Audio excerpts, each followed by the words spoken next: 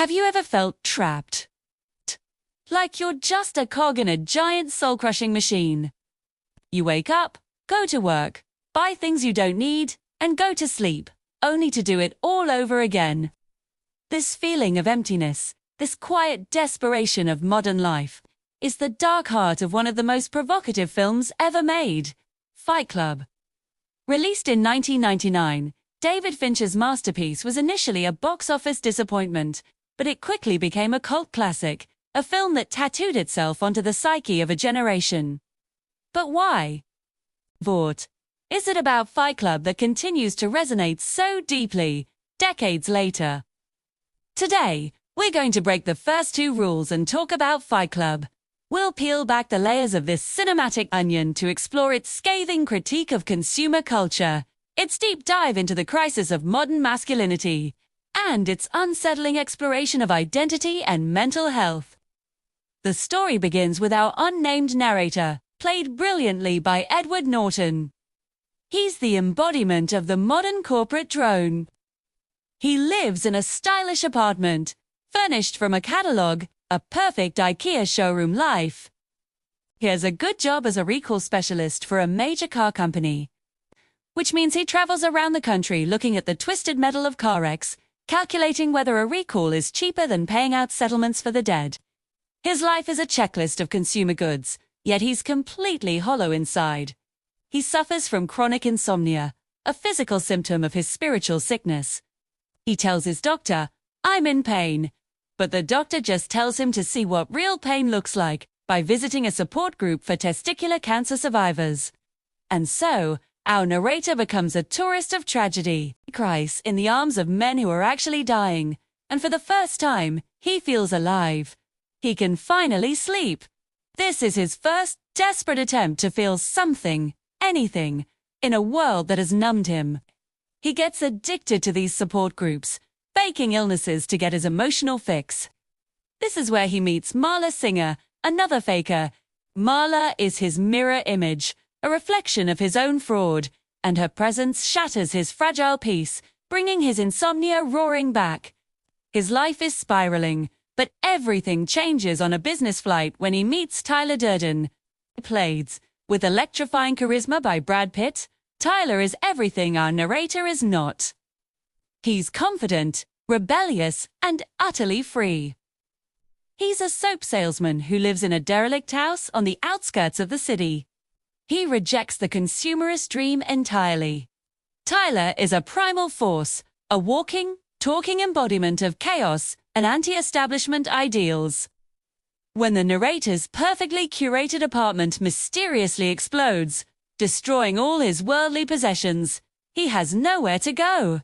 He calls the only person he can think of, Tyler Durden. They meet at a bar, and Tyler delivers one of the film's most iconic lines. "The things you own end up owning you." Outside the bar, Tyler makes a strange request. He asks the narrator to hit him as hard as he can. This first, awkward, brutal punch in a grimy parking lot is the birth of Fight Club. What starts as a simple, raw outlet for their pent-up frustration and alienation quickly escalates. They find that they are not alone. Other men, office workers, waiters, mechanics, all feeling the same sense of powerlessness, are drawn to this secret society. Fight Club becomes their church, a place where they can shed the skin of their mundane lives and feel pain, feel real, feel alive. In the basement of a bar, they beat each other to a pulp, not out of anger, but as a form of therapy. A way to connect with something primal and authentic in a world that feels increasingly fake. The rules of Fight Club are simple and absolute. The first rule: you do not talk about Fight Club. The second rule: you do not talk about Fight Club. These rules create a sacred secret space, away from the prying eyes of society. Inside Fight Club, social status, jobs, and possessions mean nothing. A CEO can get his face pounded in by a busboy. It's a great equalizer. As Tyler says, after a fight, everything in the real world gets the volume turned down. You can deal with anything. This is the film's central critique of consumerism. The narrator's generation was raised on television to believe that one day they'd all be millionaires and movie gods and rock stars. But they won't. And they're slowly learning that fact. And they're very, very pissed off. Fight Club is their rebellion against the promise of happiness through material possessions, a promise that has left them feeling empty and unfulfilled. Tyler's philosophy is a seductive one. Self-improvement is masturbation, he says, but self-destruction. That's the real path to enlightenment. B.O. As Fight Club grows, so does Tyler's influence. The simple release of fighting is no longer enough. Tyler's anti-corporate rhetoric morphs into a more organized and dangerous ideology.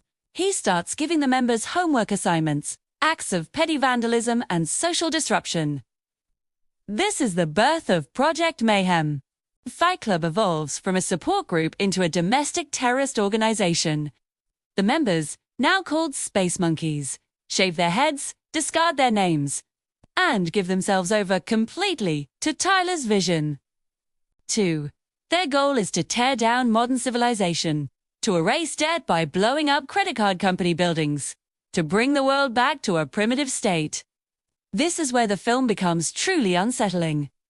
The narrator, who once found liberation in fighting, now finds himself a passenger in a movement spiraling out of control. He created this thing with Tyler, but now Tyler is in the driver's seat and he's driving them all off a cliff. The seductive thrill of anarchy gives way to the terrifying reality of its consequences. And this leads us to the film's mind-bending twist, one of the most famous in cinematic history. If you haven't seen the movie, I highly recommend you stop here, watch it, and then come back, because this is a major spoiler. The narrator realizes that Tyler Durden is not real.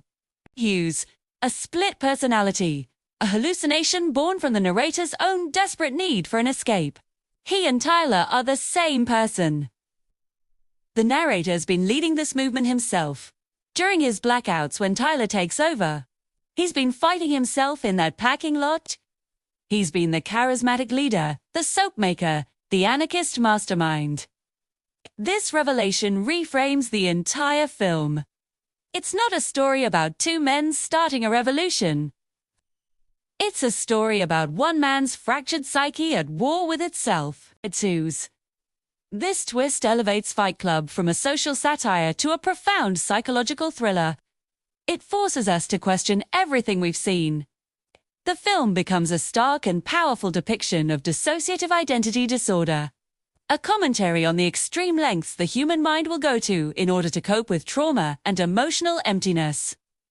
The narrator's creation of Tyler is a defense mechanism against a world he can no longer tolerate. Tyler is the person he wishes he could be, decisive, fearless, and free. But this idealized version of himself is also a monster, a destructive force that threatens to consume him and everyone around him. In the film's climactic moments, the narrator must fight to regain control from his own alter ego. He has to kill Tyler to stop Project Mayhem. In a final, desperate act, he puts a gun in his own mouth and pulls the trigger. Not to kill himself, but to kill the part of him that is Tyler Durden. He survives, and as he stands with Marla, watching the city's financial district crumble, a strange sense of peace washes over him. He tells Marla, "You met me at a very strange time in my life." So what is the ultimate message of Fight Club? Is it a call to anarchy? A celebration of violence? No. It's a warning. It's a cautionary tale about the dangers of unchecked rage and ideological extremism. It explores the void left by the decline of traditional masculinity and the spiritual emptiness of consumer culture, but it doesn't offer easy answers. It shows us that the desire for freedom, when twisted and corrupted, can become its own form of tyranny. The narrator's journey is not about blowing up buildings. It is about confronting the darkness within himself and finding a way to integrate the broken pieces of his identity. Fight Club is a film that demands to be discussed. It's uncomfortable, it's controversial, and it's brilliant. It holds up a distorted mirror to our society and asks us to look at the ugly truths we'd rather ignore. It's a reminder that sometimes the most important fight is the one with yourself. What are your thoughts on Fight Club? Do you see it as a critique of society, a study of mental illness, or something else entirely?